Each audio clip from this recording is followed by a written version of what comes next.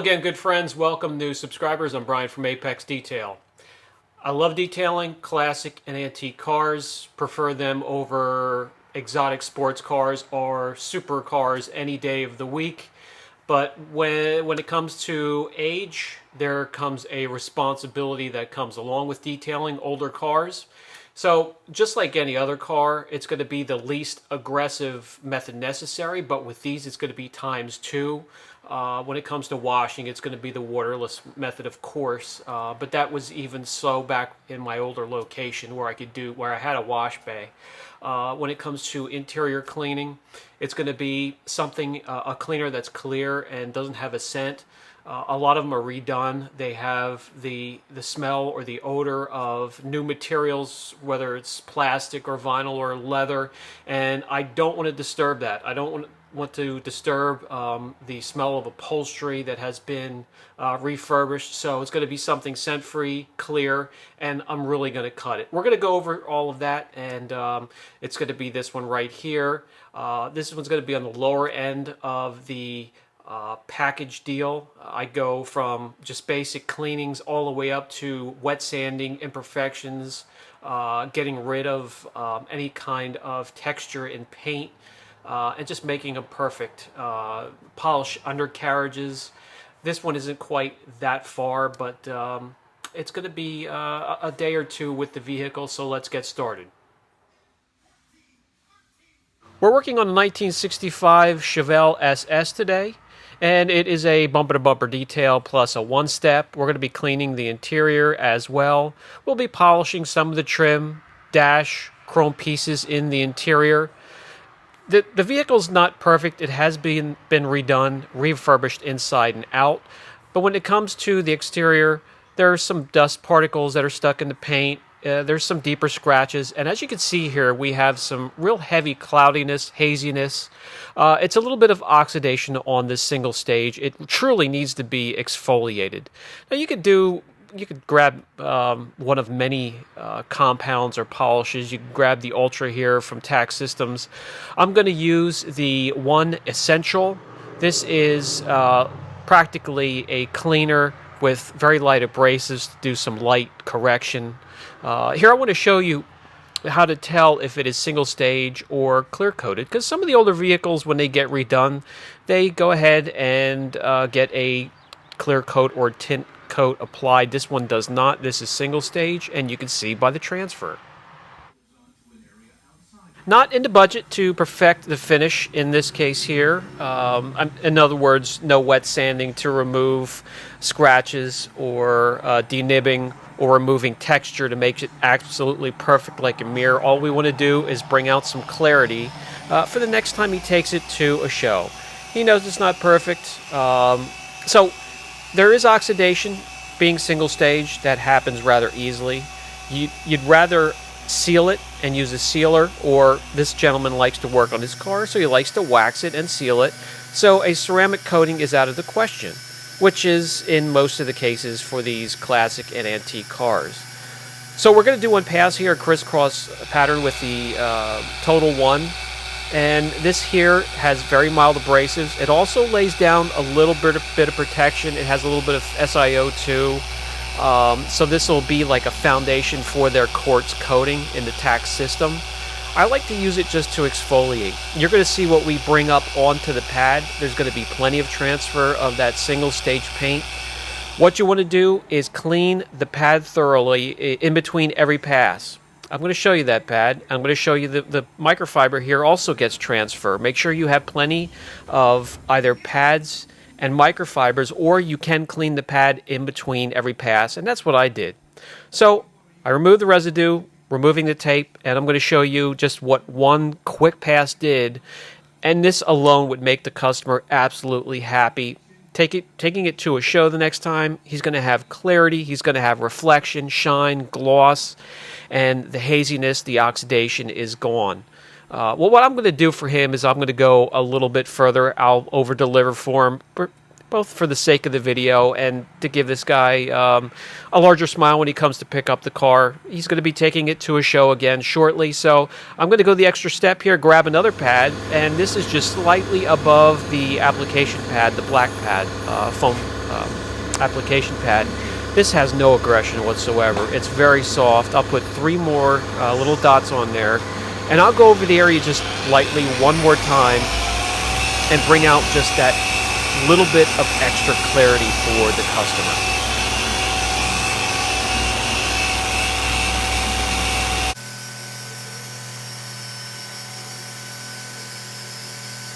As you can see here, just guiding the polisher back and forth with my hand.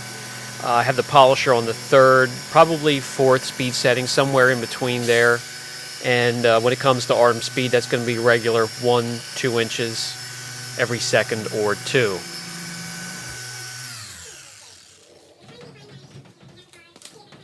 What I'm going to do for you, I'll finish this side of the trunk, and then as you see, I have masking tape lined down pretty much 2/3 of the trunk.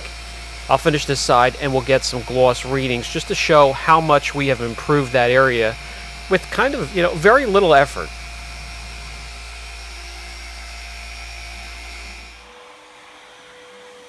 Wanted to grab you to bring you in close. You could take advantage of the shop light to see that the larger imperfections do still remain. However, there is a huge turnaround when it comes to gloss and reflection.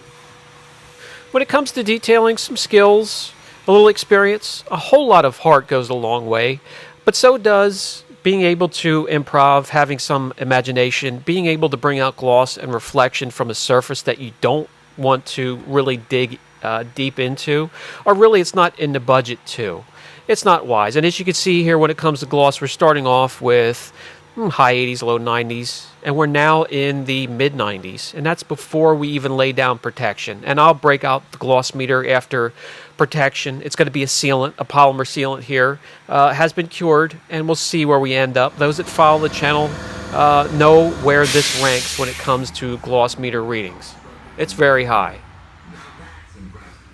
Okay, so I'm going to go around the car, and it's now finished. We have completed the steps to bring out gloss and clarity. The sealant has been laid down. It is cured, so I'm going to go grab that gloss meter again, and let's see what we end up with.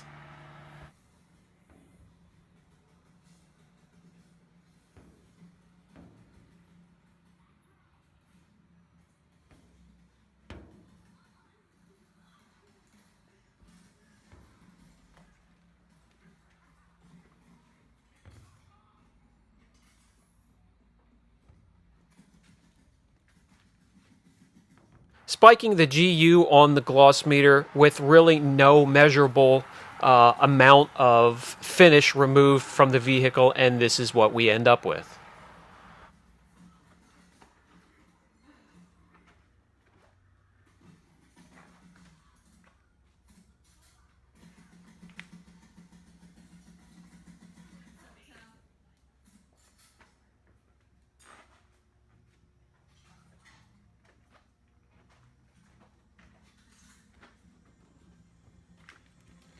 With the painted surfaces ready for show, we're going to work on the chrome. Go old school and break out the Noxon. This stuff is absolutely fantastic. A drop or two on my fiberglass scrub pad for chrome, aluminum, brass, etc.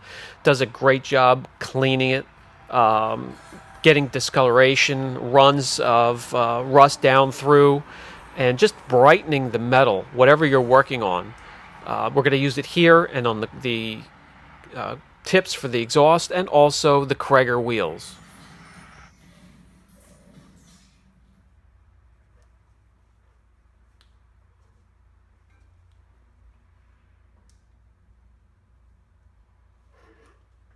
Piece of cake to work with. I let it haze over slightly, grab an old microfiber, and buff off the haze. Buff off the residue from the polish and any dirt or rust that it broke up and dissolved. And as you can see here, doesn't fight you, comes off rather easy.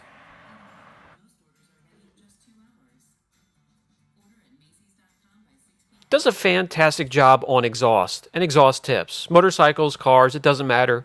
Dirt, discoloration, exhaust residue at the end of the tips, it takes care of it all.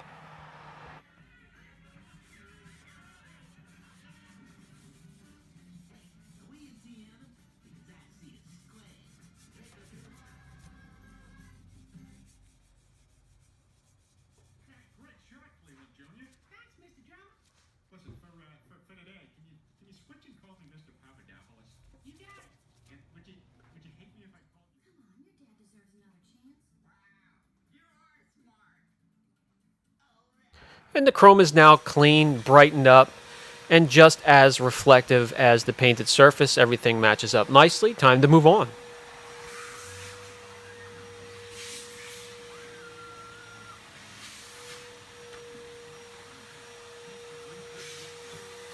With the chrome Krager wheels all shined up, we're going to grab the 303 tire bomb. This is a natural or satin finish. So it goes on, looks a little, it has a sheen to it, but as right off the bat, it's going to start to cure, and it will cure looking like a brand new tire with that satin, no gloss finish.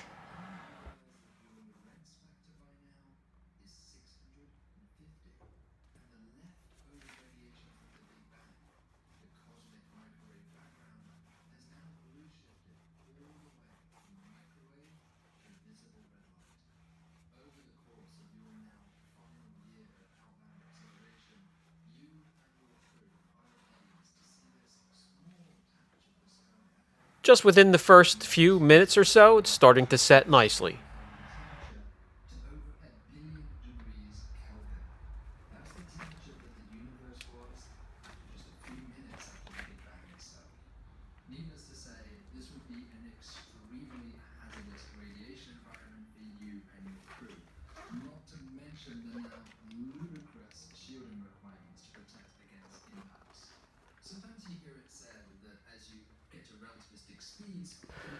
When it comes to the interiors of classic or antiques, for the most part, they're probably going to be refurbished one way or another. They're usually not really trashed unless it's something recently purchased that has been sitting forever. But either way, I'm going to take Multi-X, cut it 20 to 1. It's clear to begin with. When you cut it that far, it's really going to clear it up. It's going to make the scent go away. And we'll clean up all the plastics and the carpeting, leaving just polishing the trim and the painted parts of the dash and the door panel. When it comes to the interior, when they are refurbished, they have that new car smell, so to speak, the new upholstery, some of the new vinyls and plastics and leather. I don't want to take away from that. So I'm going to use Multi-X, I'm going to dilute it, and most of the time that's going to get everything removed. The dirtiest part of the car is going to be down around the dirt pedals, and I'll grab something heavier for that.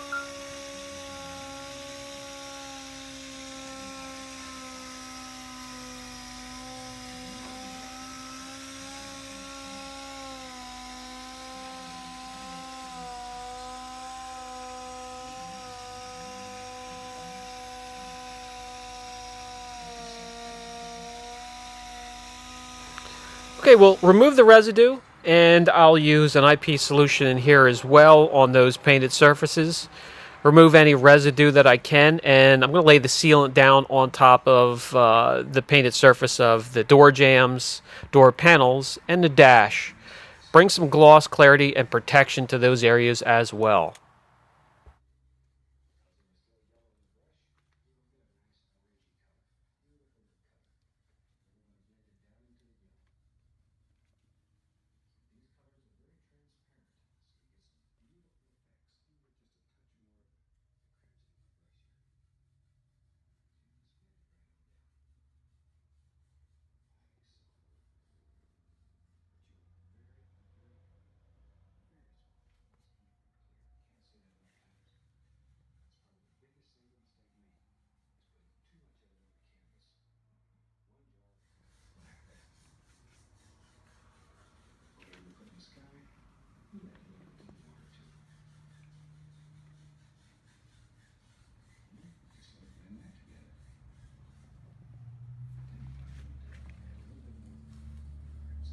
Just like the rest of the car, no free-flowing water from a contact wash, a pressure washer, or a hose. This is going to be done rinseless as well. Getting in all the cracks in the corners, and then we'll take care of any aluminum or chrome parts in the engine compartment after that.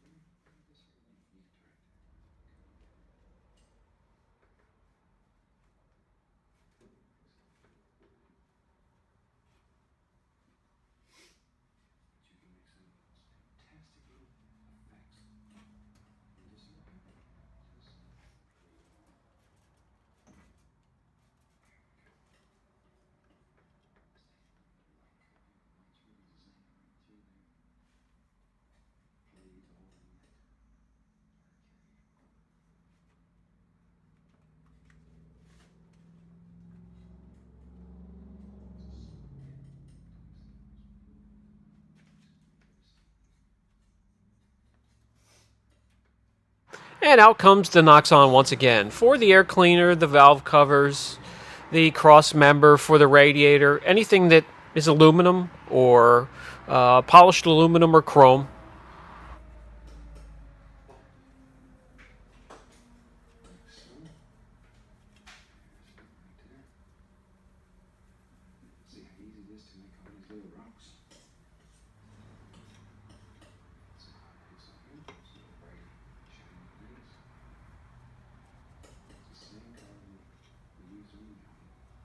Now everything is nice and tidy and clean and shiny in the engine compartment as well, and we have that taken care of and we can move on.